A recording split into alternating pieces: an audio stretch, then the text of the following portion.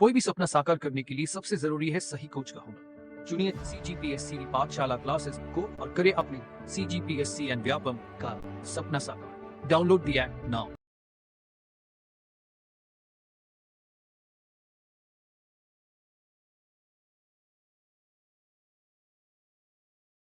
Hello student, मैं निखिल कुमार एक बार फिर आप सभी का स्वागत करता हूं आपके अपने यूट्यूब चैनल सीजीपीएससी पाठशाला में। सीजीपीएससी पाठशाला में आज हम डिस्कस करने वाले हैं हमारे प्रदेश का नवगठित 33वां जिला शक्ति जिला।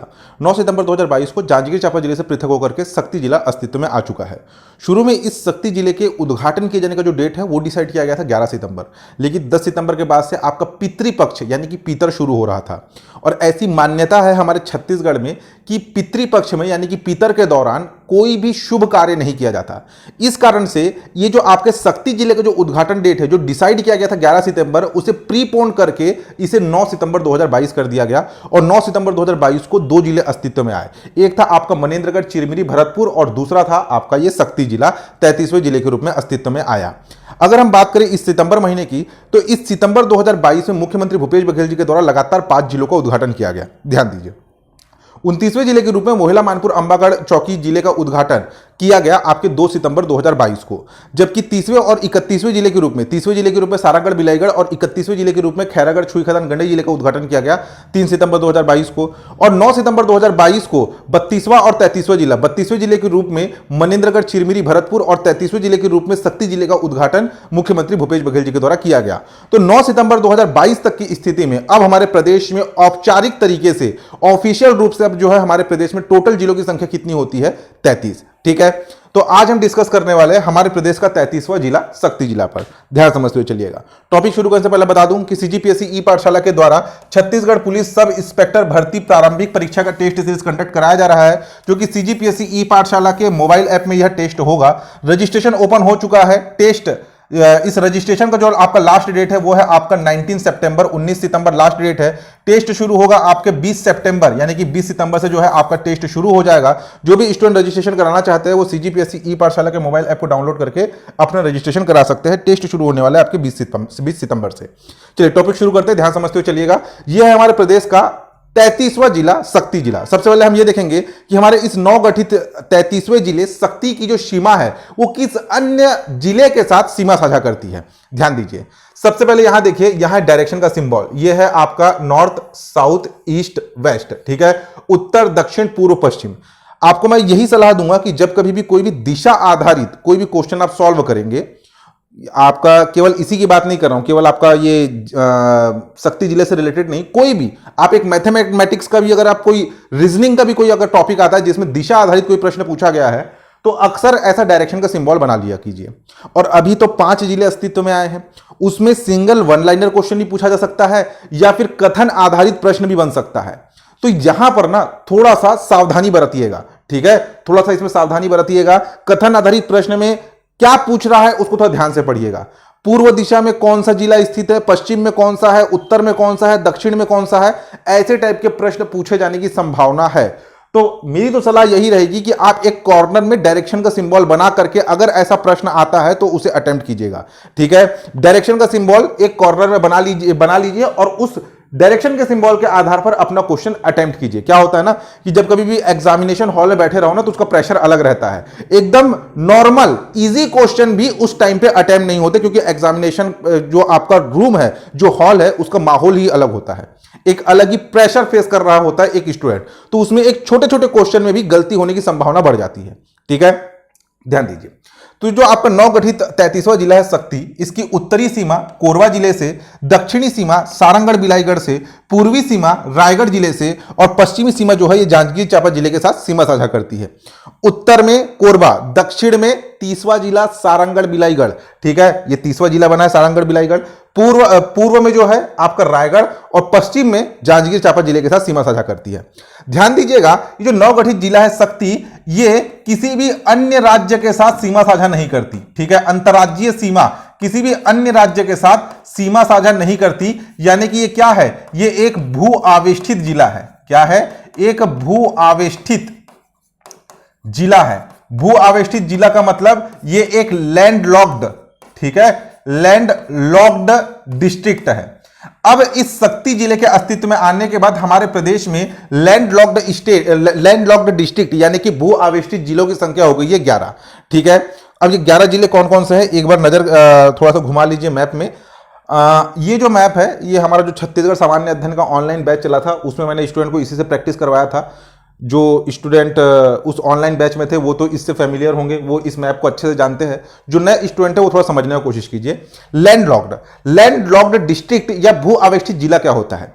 ऐसे जिले जिसकी सीमा किसी अन्य राज्य के साथ सीमा साझा नहीं करती।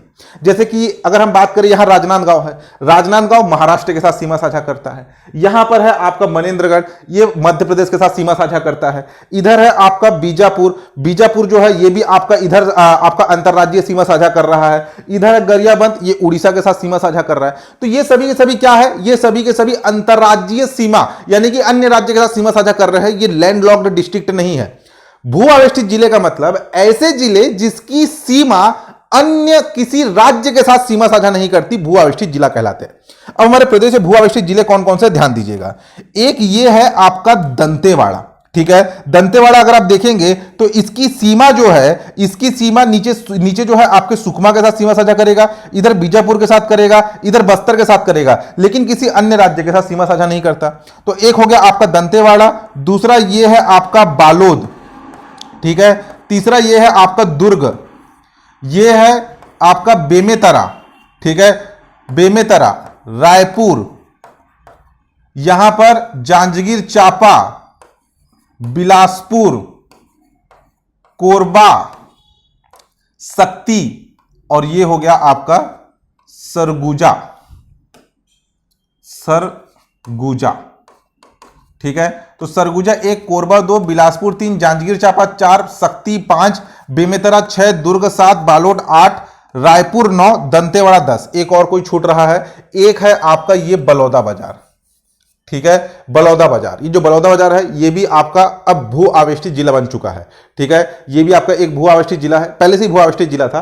ठीक है, बलौदा बाजार जो है एक भू आवेष्टित जिला है। तो टोटल आपके भू आवेष्टित जिलों की संख्या कितनी हो गई है? टोटल हो गई है आपकी 11। ठीक है, ये शक्ति जिले के अस्तित्व में आने के बाद। ठीक, ध्यान दीजिएगा, ये तो बात हुआ कि किस जिले के साथ सीमा साझा कर रहा है। अगर और थोड़ा सा डीप में जाकर क्वेश्चन पूछना हुआ तो पूछेगा कि किस जिले के तहसील के साथ सीमा साझा कर रहा है। तो ध्यान दीजिए, इस नवगठित जिले शक्ति की जो उत्तरी सीमा है ये कोरबा जिले के करतला तहसील के साथ, दक्षिणी सीमा सारंगढ़ बिलाईगढ़ जिले के सारंगढ़ तहसील के साथ, इसकी जो पूर्वी सीमा है ये रायगढ़ जिले के खरसिया और सारंगढ़ तहसील के साथ, जबकि इसकी जो पश्चिमी सीमा है ये जांजगीर चांपा जिले के सारागांव और बमनीडीह तहसील के साथ सीमा साझा करता है। ठीक है, इंपॉर्टेंट है, इस डायरेक्शन वाले टॉपिक से प्रश्न पूछे जा सकते हैं, इसे अच्छे से तैयार कीजिएगा। ठीक, नेक्स्ट देखिए, ध्यान दीजिएगा, अब थोड़ा सा इसका डिटेलिंग करते हैं। हमारे प्रदेश का 33वां जिला शक्ति। मुख्यमंत्री भूपेश बघेल जी के द्वारा शक्ति को एक पृथक जिला बनाए जाने की घोषणा किया गया था 15 अगस्त 2021 को। 15 अगस्त 2021 को स्वतंत्रता दिवस के अवसर पर मुख्यमंत्री भूपेश बघेल जी के द्वारा 4 जिलों के गठन किए जाने की घोषणा की गई थी। एक था मनेन्द्रगढ़, चिरमिरी, भरतपुर, दूसरा था आपका शक्ति, तीसरा सारंगढ़ बिलाईगढ़ और चौथा था मोहिला मानपुर अंबागढ़ चौकी। ये सभी के सभी जिले अभी अस्तित्व में आ चुके हैं। इन 4 जिलों का घोषणा किया गया था आपके 15 अगस्त 2021 को। इस जिले के दावा पत्ती संबंधित अधिसूचना राजपत्र में प्रकाशित किया गया था 20 अक्टूबर 2021 को।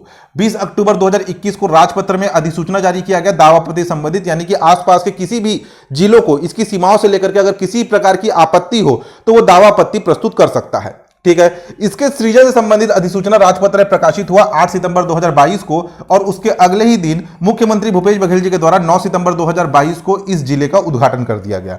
ठीक है, जांजगीर चांपा जिले से पृथक होकर के शक्ति एक नए जिले के रूप में अस्तित्व में आया। इसके लिए एक उद्घाटन समारोह भी आयोजित किया गया था जिसकी अध्यक्षता कर रहे थे श्री चरणदास महंत, जबकि मुख्य अतिथि थे आपके मुख्यमंत्री भूपेश बघेल जी। इनके द्वारा इसका उद्घाटन किया गया। ठीक है, ये जो आपके श्री चरणदास महंत है ना, ये हमारे प्रदेश के विधानसभा अध्यक्ष है। ठीक है, कौन है? विधानसभा अध्यक्ष है, हमारे प्रदेश के विधानसभा अध्यक्ष है। और साथ ही साथ ये जो नवगठित जिला शक्ति है, इस शक्ति के अंतर्गत एक शक्ति विधानसभा सीट भी आता है। ठीक है, शक्ति विधानसभा क्षेत्र से यह विधायक भी है।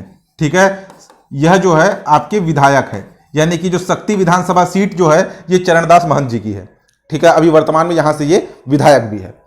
अगर हम बात करें मातृ जिला की, यानी कि जो शक्ति जिला है, ये जांजगीर चांपा जिले से पृथक होकर के अस्तित्व में आया और किस संभाग के अंतर्गत आएगा पूछा जाए तो ये आएगा आपके बिलासपुर संभाग के अंतर्गत। तो अब बिलासपुर संभाग में कुल जिले की संख्या कितनी हो गई, ध्यान दीजिएगा। एक है आपका गोरेला, पेंड्रा, मरवाही, दूसरा मुंगेली, तीसरा बिलासपुर, चौथा है कोरबा, पांचवा जांजगीर चांपा, छठवां शक्ति, सातवां जो है वो है आपका रायगढ़ और आठवां है वो है आपका सारंगगढ़ बिलाईगढ़। सारंगगढ़ बिलाईगढ़ भी इसमें जो है आपका बिलासपुर संभाग के अंतर्गत आएगा। तो एक शक्ति और दूसरा सारंगगढ़ बिलाईगढ़ जो है इसमें शामिल हुए हैं। तो ध्यान दीजिएगा, अब जो है बिलासपुर संभाग के अंतर्गत टोटल 8 जिले आते हैं और 8 जिलों के साथ सर्वाधिक जिलों वाला संभाग कौन सा है पूछा जाए तो सर्वाधिक जिलों वाला संभाग है बिलासपुर। इससे पहले था बस्तर जिसमें टोटल आपके बस्तर संभाग के अंतर्गत 7 जिले आते थे, लेकिन अब 8 जिलों के साथ सर्वाधिक जिलों वाला संभाग कौन सा है पूछा जाए तो वो है आपका बिलासपुर संभाग। अंतर्राज्यीय सीमा किसके साथ साझा करता है, किसी के साथ नहीं, ठीक है। ये एक लैंड लॉक्ड डिस्ट्रिक्ट है, एक भू आविष्टित जिला है, इसकी सीमा किसी भी अन्य राज्य के साथ सीमा साझा नहीं करती, ठीक है।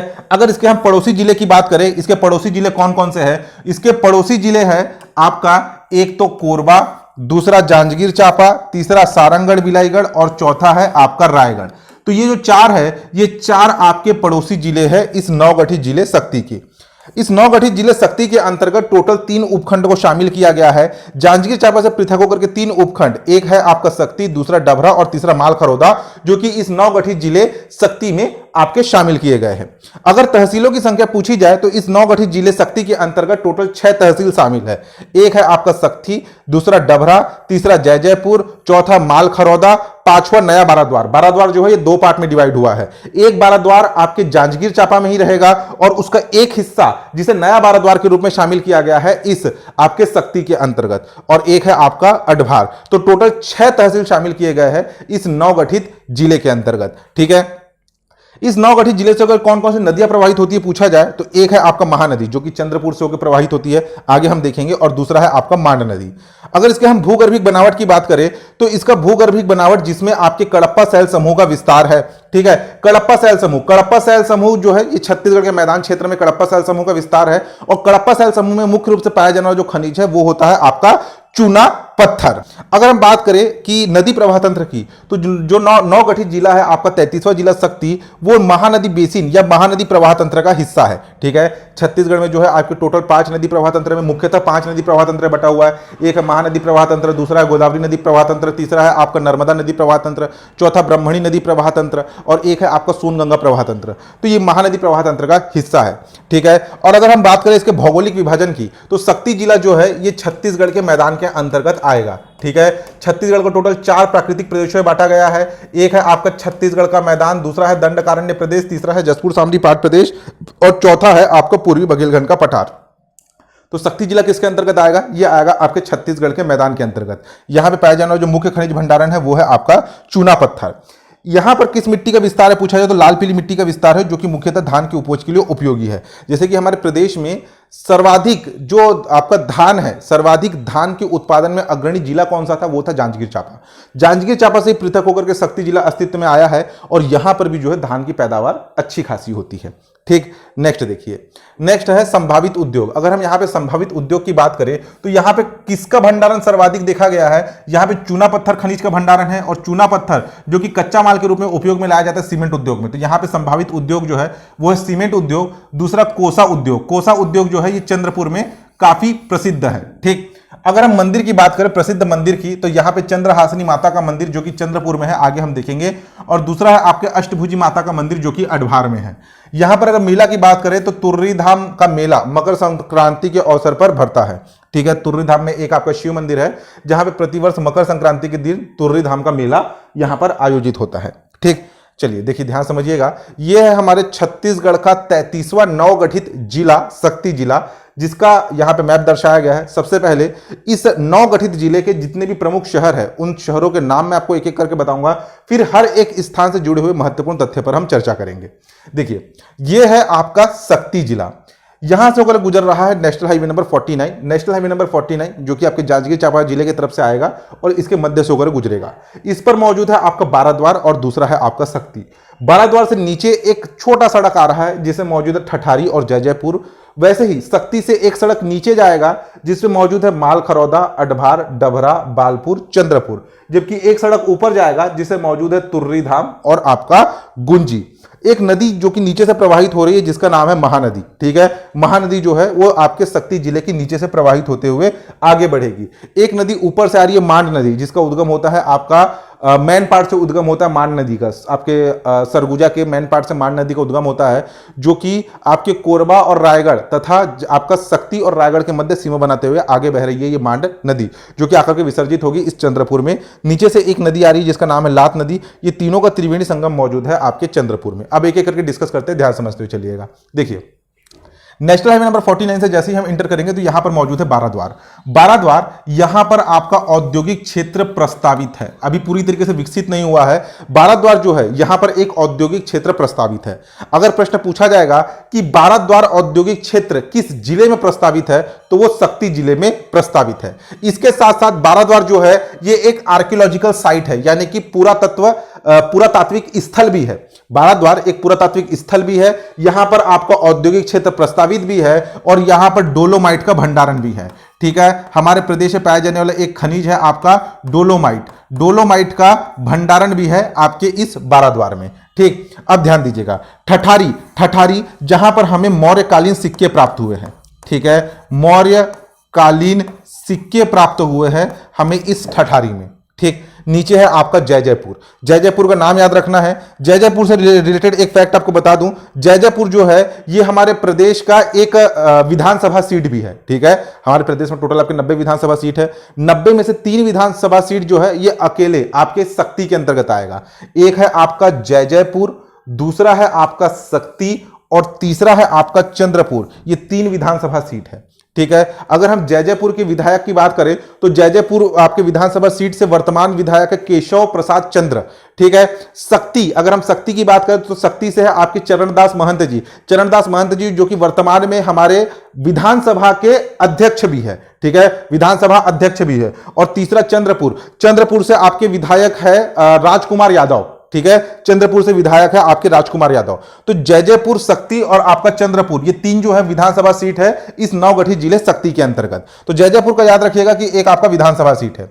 उसके आगे जाएंगे तो शक्ति, शक्ति जो कि जिला मुख्यालय बनेगा। ठीक है, शक्ति जिला मुख्यालय बनेगा। हमारे प्रदेश में टोटल आपके 14 देसी रियासत थे।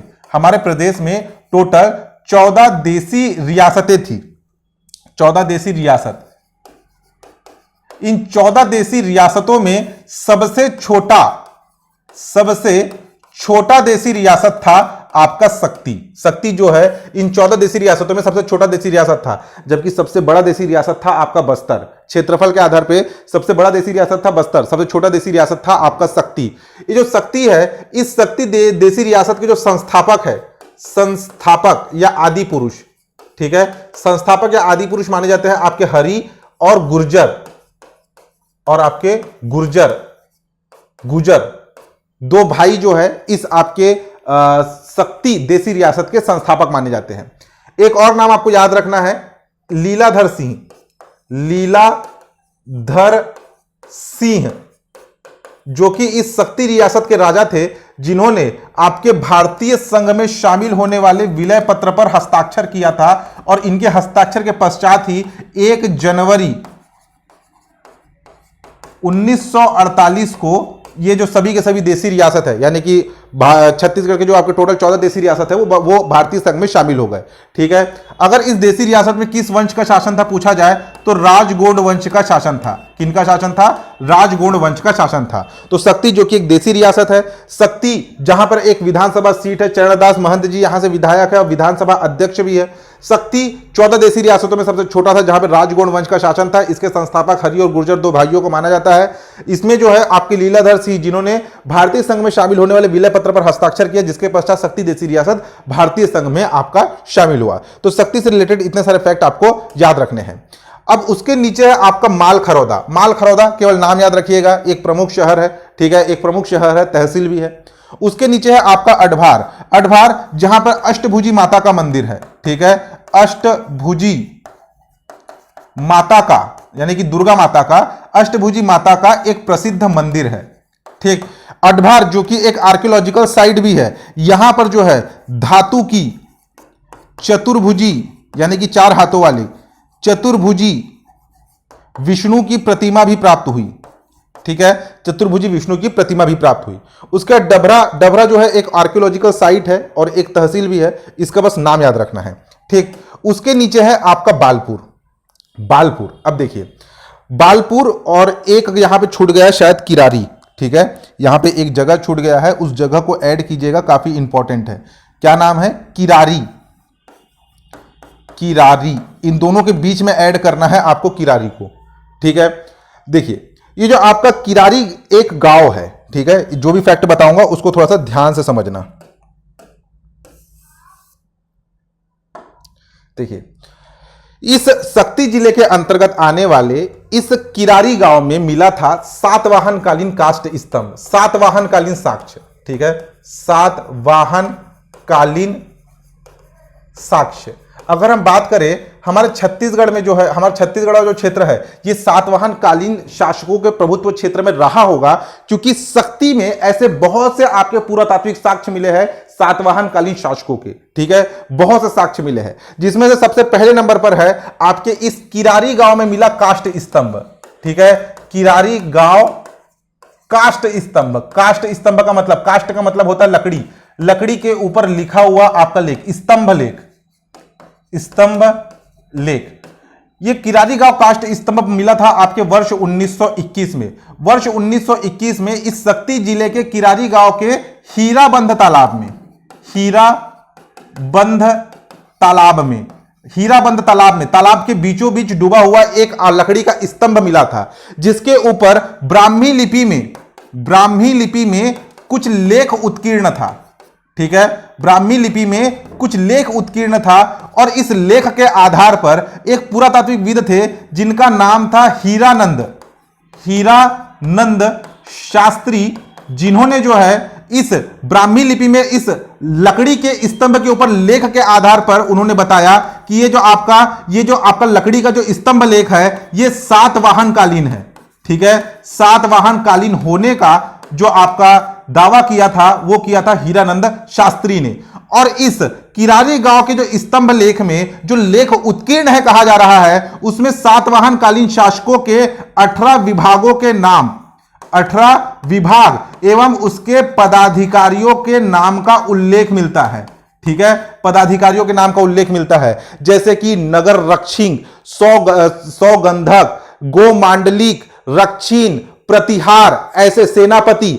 तो टोटल जो है 18 विभाग और उसके प्रमुख पदाधिकारियों के नाम का उल्लेख मिलता है इस किरारी गांव में मिले काष्ठ स्तंभ से। किरारी गांव काफी इंपॉर्टेंट है, यहां पे मैंने ऐड नहीं किया है, किरारी गांव को थोड़ा सा यहां पे ऐड कीजिएगा। किरारी गांव जहां पे सातवाहन कालीन साक्ष्य मिले हैं, किरारी गांव में जो है एक काष्ठ स्तंभ, एक लकड़ी का स्तंभ मिला है वर्ष 1921 में, ठीक है, तब तो हमारा छत्तीसगढ़ जिला अस्तित्व में नहीं आया था, उस समय ये मध्य प्रदेश का हिस्सा था और उस समय बिलासपुर का हिस्सा था। ये जो आपका जांजगीर चांपा है ये बिलासपुर के अंतर्गत आता था, ठीक है। तो ये जो आपका शक्ति जिले के किरारी गांव में मिला है आपका वर्ष 1921 में इस स्थान से मिला था आपका काष्ठ स्तंभ, जो कि हीराबंद तालाब के बीचों बीच डूबी हुई अवस्था में मिला था, जिसके ऊपर ब्राह्मी लिपि में एक लेख उत्कीर्ण था। इस लेख के आधार पर हीरानंद शास्त्री ने यह दावा किया कि ये जो आपका काष्ठ स्तंभ है ये सातवाहन कालीन है, ठीक है। इसमें सातवाहन कालीन आपके जो शासक है उनके 18 विभाग और पदाधिकारियों के नाम का उल्लेख मिलता है। वर्तमान में जो आपका काष्ठ स्तंभ है ये मौजूद है आपका महंत घासीदास स्मारक संग्रहालय रायपुर में। यह है आपका काष्ठ स्तंभ। कभी भी ना टाइम निकाल करके जो लोग नहीं गए हैं वो इस महंत घासीदास स्मारक संग्रहालय को विजिट कीजिएगा। वहां पे अगर जो स्टूडेंट है, जो पढ़ रहे हैं, ठीक है, जो सिविल सर्विसेज की तैयारी कर रहे हैं, जिन्हें नॉलेज है थोड़े से इतिहास के बारे में, वहां जाओगे, अगर बिना पढ़े लिखे को भेजोगे कोई ऐसे ही आवारा घूमते हुए को तो कुछ समझ में नहीं आएगा। लेकिन जो सिविल सर्विसेज की एक्चुअली में तैयारी किए हैं वो एक बार जाकर के यहाँ पे विजिट कीजिएगा। यहाँ पे बहुत से आपको पुरातात्विक साक्ष्य देखने के लिए मिलेंगे। ये एक आपका काष्ठ स्तंभ मौजूद है जो कि तालाब के बीचों बीच डूबी हुई अवस्था में था। पता नहीं वो सातवाहन काल से वो अभी तक डूबे हुए अवस्था में था, ठीक है। यह वर्ष 1921 में मिला और यह आज संरक्षित रखा गया है इस महंत घासीदास संग्रहालय रायपुर में, ठीक है। तो किरारी गांव में। अब हम सातवाहन कालीन साक्ष्यों की बात कर रहे हैं तो ध्यान दीजिएगा, सबसे पहले पूरा का पूरा सातवाहन कालीन जो साक्ष्य मिले हैं इस शक्ति जिले से, पहले उसे हम कवर कर लेते हैं। देखिए इसके नीचे मिलता है, इसके नीचे पड़ता है आपका बालपुर। बालपुर में मिला है आपका राजा अपीलक के सिक्के। राजा अपीलक के सिक्के प्राप्त हुए हैं आपके बालपुर से। बालपुर से राजा अपीलक के सिक्के प्राप्त हुए हैं, राजा अपीलक के सिक्के। ध्यान दीजिएगा, जो सातवाहन कालीन शासकों के जो पुरातात्विक साक्ष्य है या सातवाहन कालीन शासकों की जो वंशावली है उसमें राजा अपीलक के नाम का जिक्र कहीं पर भी नहीं मिलता है। लेकिन अगर हम देखें भारतीय इतिहास आप पढ़े होंगे तो राजा जो आपका सातवाहन कालीन शासकों के जो साम्राज्य का जो विस्तार है वो शुरुआत में जो है ये गुप्त कालीन शासकों के सामंत थे, यानी कि मगध के सीमावर्ती क्षेत्र में थे। उसके बाद फिर ये जो है इनकी एक शाखा टूट करके अमरावती वाले क्षेत्र में आकर शासन करना प्रारंभ करी और एक क्षेत्र जो है वो महाराष्ट्र के पोटान या प्रतिष्ठान वाले क्षेत्र में रहकर के शासन कर रही थी। तो ये जो आपके अमरावती और पोटान प्रतिष्ठान वाले क्षेत्र में इन सातवाहन कालीन शासकों से जुड़ी हुई जो आपकी लोक गाथा है, जो लोक गीत है और साथ ही साथ जो किंवदंतियां प्रचलित है उसमें राजा अपीलक के नाम का जिक्र मिलता है। तो बालपुर में मिला है आपके सातवाहन कालीन शासक राजा अपीलक के सिक्के और साथ ही साथ यहां पर है आपका गुंजी।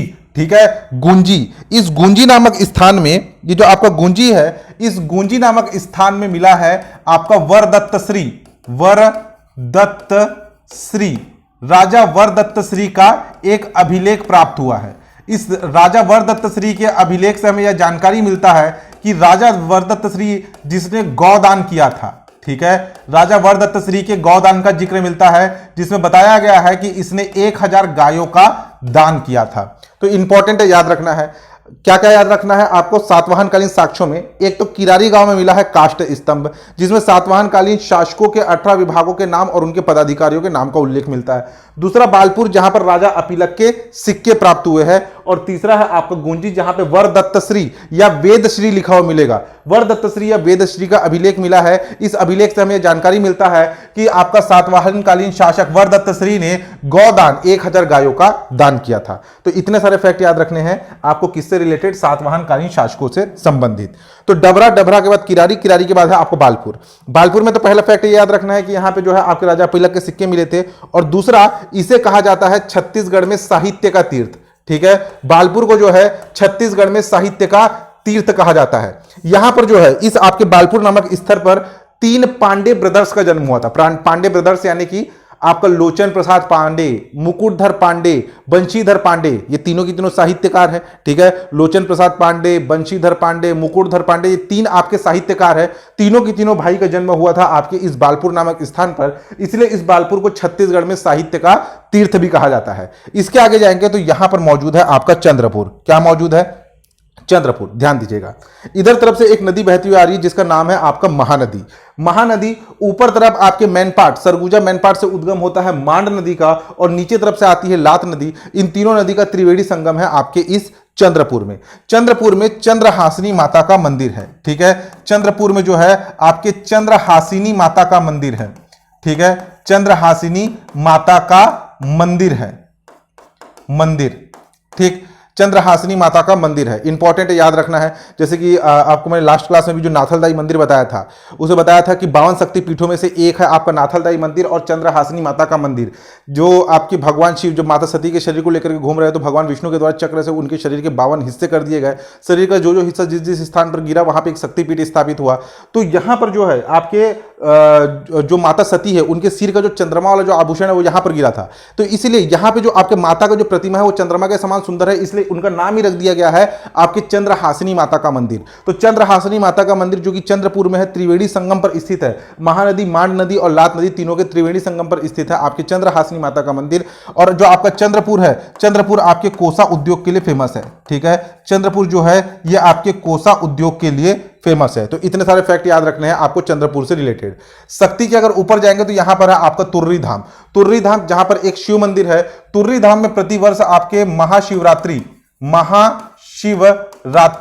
और आपके मकर संक्रांति के दिन जो है यहां पर मेले का आयोजन होता है। तो तुर्री धाम को आपको याद रखना है।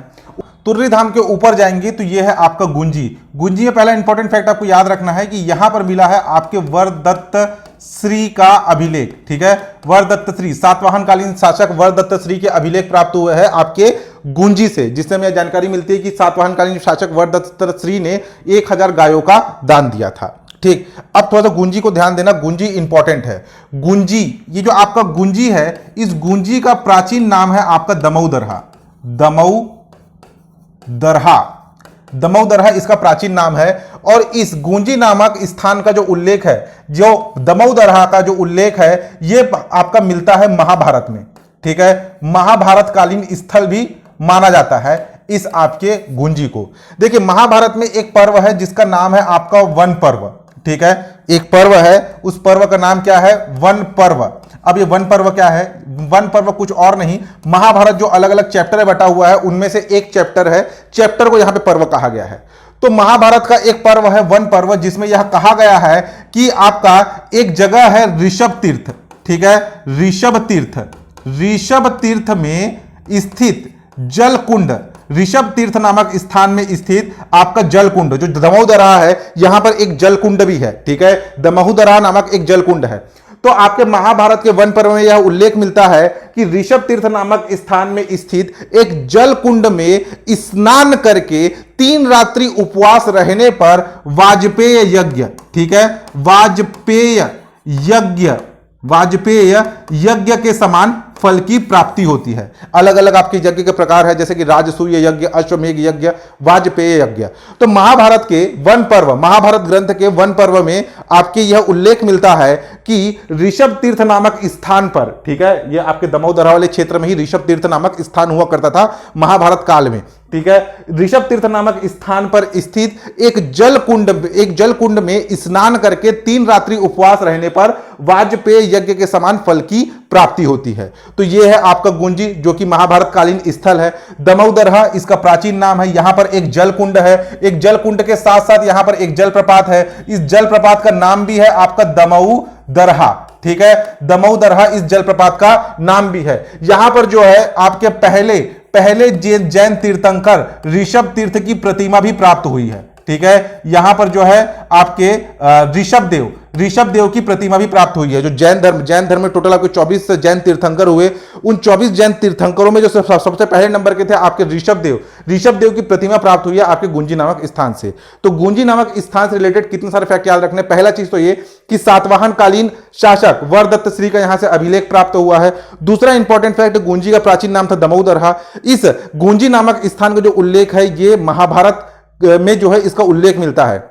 महाभारत के वन पर्व में यह उल्लेख मिलता है कि ऋषभ तीर्थ नामक स्थान के जल कुंड में स्नान करके 3 रात्रि उपवास रहने पर वाजपेय यज्ञ के समान फल की प्राप्ति होती है। तो जो जल कुंड का जिक्र हुआ है वो है आपका यही दमौदरहा वाला जल कुंड। ठीक, तो उसके अलावा और क्या याद रखना है कि यहां पर जो है एक दमौदरहा जलप्रपात भी है और यहां पर पहले जैन तीर्थंकर ऋषभ देव की प्रतिमा प्राप्त हुई है। ठीक, इतने सारे फैक्ट आपको याद रखने हैं। उसके बाद ध्यान दीजिएगा, इसके साइड में मौजूद है एक पर्वत जिसका नाम है गिद्ध पर्वत। यहां पर एक आश्रम मौजूद है जिसका नाम है आपका जटायु आश्रम। ठीक है, एक आश्रम मौजूद है, उस आश्रम का नाम क्या है? जटायु आश्रम। इस तरफ मौजूद है एक गुफा जिसका नाम है रेनखोल गुफा, या इसे आपका रावण खोल गुफा, या इसे रावण गुफा के नाम से भी जाना जाता है। रावण गुफा के नाम से भी जाना जाता है। यह आपका एक रामायण कालीन स्थल होने का इसे दावा किया जाता है। ठीक, तो यह एक तरफ है आपका रेनखोल या रावण खोल गुफा या रावण गुफा, और दूसरी तरफ है गिद्ध पर्वत जिस पर मौजूद है आपका जटायु आश्रम।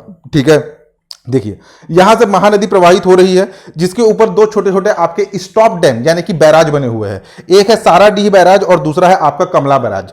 साराडीह बैराज नाम याद रखना है। ये जो साराडीह बैराज है ये किस नदी के ऊपर निर्मित है पूछा जाए तो साराडीह बैराज जो है ये महानदी के ऊपर निर्मित है। किस जिले के अंतर्गत आता है तो शक्ति जिले के अंतर्गत आता है। दूसरा है आपका कलमा बैराज। कलमा बैराज ये जो है आपके चंद्रपुर के थोड़ा सा आगे, ये जो है आपके महानदी के ऊपर निर्मित है कलमा बैराज। ये जो कलमा बैराज है ये आपका और उड़ीसा सरकार के मध्य जो है विवाद का कारण है। जो आप अक्सर सुनते होंगे महानदी जल विवाद, महानदी जल विवाद जो है ये आपके छत्तीसगढ़ सरकार और उड़ीसा सरकार के मध्य जो है महानदी के जल को लेकर के विवाद है। और उस महानदी के जल को लेकर के जो मुख्य विवाद का कारण है वो है आपका कलमा बैराज। अगर छत्तीसगढ़ सरकार ने इस महानदी के जल को कलमा बैराज में रोक दिया, कहने के लिए बैराज है लेकिन काफी अच्छा खासा बहुत बड़ा डैम के जैसा है, ये पूरे के पूरे महानदी के जो आपका पानी है उसे रोकने की क्षमता रखता है। इसका जो आपका कलमा बैराज है, इस कलमा बैराज के द्वारा जो है छत्तीसगढ़ सरकार महानदी के पानी को रोक देता है और उड़ीसा सरकार जो है उसी को लेकर के विवाद करता है। ठीक है, तो महानदी जल विवाद का मुख्य कारण है आपका कलमा बैराज। ये प्रश्न पूछा जाएगा, कलमा बैराज किस नदी के ऊपर है? महानदी के ऊपर है। कलमा बैराज किस जिले में है? ये है आपके शक्ति जिले में। तो इतने सारे फैक्ट याद रखने हैं आपको इस नवगठित 33वें जिले शक्ति जिले से रिलेटेड। सबसे पहला तो सातवाहनकालीन साक्ष्य याद रखना है। ठीक है, सबसे पहले भारद्वार जहां पर आपका प्रस्तावित है एक औद्योगिक क्षेत्र है, यहाँ पे डोलोमाइट का माइंस है। इसके साथ साथ एक पुरातात्विक स्थल है ठठारी, जहां पे मौर्यकालीन आपके कुछ सिक्के प्राप्त हुए। जयजयपुर जो कि एक विधानसभा सीट है। शक्ति 14 देसी रियासतों में से एक है।